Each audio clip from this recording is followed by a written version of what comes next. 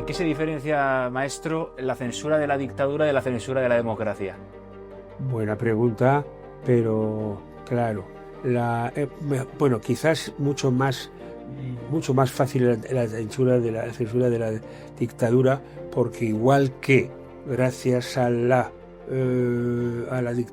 dictaduras, sobre todo militares, es muy difícil la corrupción porque se vigilan unos a otros. Sí.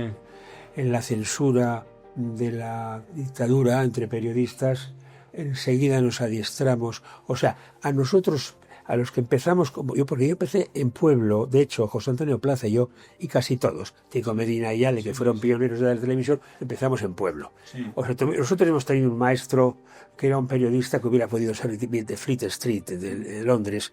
Emilio Romero era un periodista, y coincidió también con Zuloaga, otro periodista que era él, del Alcázar en aquel tiempo, que era, ¿qué te voy a decir?, un periodista a lo londinense, ¿no? Y si yo fui también a Inglaterra y me volvía loco viendo emborracharse a los periodistas de los vespertinos a las 10 de la mañana en todos los pubs, me parecía que eso era muy consecuente, porque lo nuestro era beber, es el oficio nuestro, por eso las madres decían lo de, hijo, prefiero que seas pianista en un prostíbulo, ¿no? Sí. Pues decían porque el periodista era mujeriego, bebedor, incluso sobrecogedor, habíamos cierta corrupción cogiendo los sobres, ¿no? En política o en los toros, en el fútbol.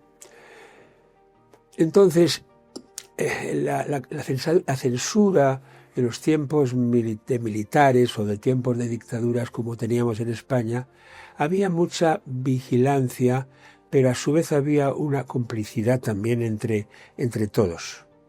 O sea, igual, entre el censor y el periodista. Sí, más que entre el censor y el periodista, nuestros propios jefes. En televisión, gente como José de las Casas Acevedo, durante 15 o 20 años, jefe de informativos, ¿no? A mí me daba mucho, me decía, en lugar de eso pon esto otro. Para conseguir sortear la censura. Exactamente.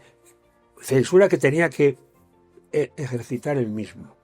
Pero sin embargo estábamos en complicidad. Creo que como los militares, que al militar que tenía menos medios, pues sí le dejaban que vendiera el pan al cuartel, a lo mejor, ¿no? Unas pequeñas corrupciones, con medida todo. ¿Y la censura de la democracia? No, es que ya, eso ya, los conversos son los peores. Los conversos son los peores. En las religiones y en la política, aquella gente que en un tiempo récord se convierten. Oye, ¿qué te parece el antifranquismo de Sánchez, de Pedro Sánchez? Va a celebrar un total de 100 actos en un año para conmemorar la muerte del dictador. Pues no lo sé, habría que buscar aquí un paralelo. O sea, si por ejemplo lo hiciera Putin con Stalin, ¿no?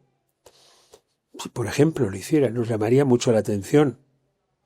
Nos llamaría la atención y al pueblo ruso le llamaría la atención, ¿no? O por ejemplo Norteamérica con el general Lee.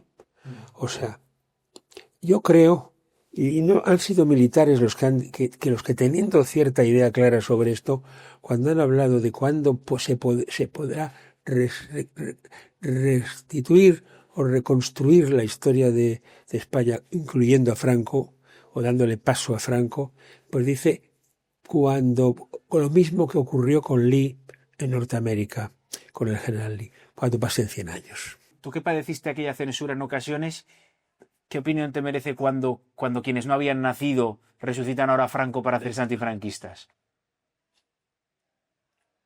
Hombre, yo creo que... O sea, la obsesión con mirar atrás y con... No lo sé, no me estás haciendo una pregunta que quizás va contra una actitud que te diría que en el mundo insensible actual, donde ya no caben duda, no caben muchos cultos de orden religioso, estos personajes comprometidos, pero que ahí meto hasta Fidel Castro, o meto pues eso, al propio Stalin, o se puede meter a gente de muy dudosa honradez, como Kissinger, por ejemplo, ¿no? Había que ir a la cremación, que es lo que ahora tal, y las cenizas allá a la mar. O sea, no dejar no permitir que sea objeto ni de culto ni de agravio el cuerpo humano. Cosculluela trató de convencer a Felipe González de que le pusieran en un aprieto al Partido Nacionalista Vasco y por supuesto a los radicales vascos, les pusieran un aprieto ofreciéndoles una operación que pasaba por Navarra, por tu Navarra, a pesar de que podía soliviantar a Navarra esta operación, de ofrecerles a La Rioja. Ofrecerles La Rioja para que fuera asimilada, asumida, aceptada. O sea, una comunidad formada por País Vasco, Navarra y La Rioja. Sí. Joder, o sea, es una locura. No, muy al contrario. Bueno, para ti, que eres de Bilbao. No, porque soy de Bilbao, pero también locura no. Locura no en tanto en cuanto tras la aceptación de Rioja, Sí. De La Rioja,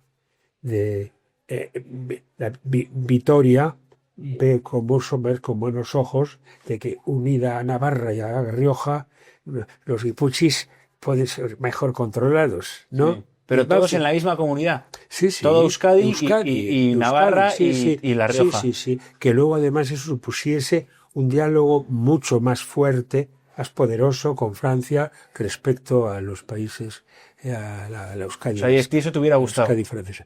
Creo que era una clave.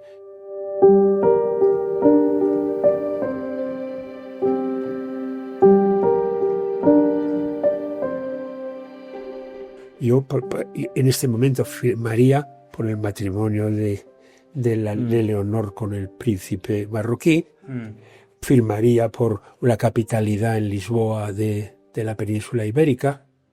O sea, ¿quieres que la hija del rey se case con el príncipe de Marruecos? Por supuesto. Y que nuestro rey sea marroquí. Con corte en Granada. Con corte en la Alhambra de Granada. ¿Pero por qué? Porque tenemos que tenemos que evolucionar. ¿A dónde? El territorio, el tema. O sea, sí puede evolucionar el Islam con una serie de proyectos que, ciertos o no, incluyen como lugar estratégico Cataluña para la entrada cómoda y futura en Europa, en lugar de ir por Andalucía, como parece ser que es la tesis.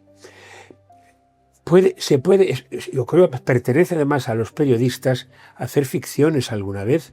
Y esa ficción te encantaría. Sí, me encantaría. Que tengamos un rey de Marruecos. Sí. ¿Y cómo nos llamamos? ¿España o Marruecos o cómo nos llamamos? Eso es lo de menos. O sea, eso es lo de menos. Y eso es lo de menos. Coincidiendo eso con el gran túnel de Gibraltar, ¿no?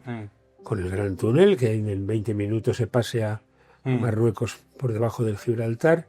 La recuperación de Gibraltar, obviamente. Con esta o sea, seríamos un país formado por España, Portugal y Marruecos. Así es. Con capital en Lisboa.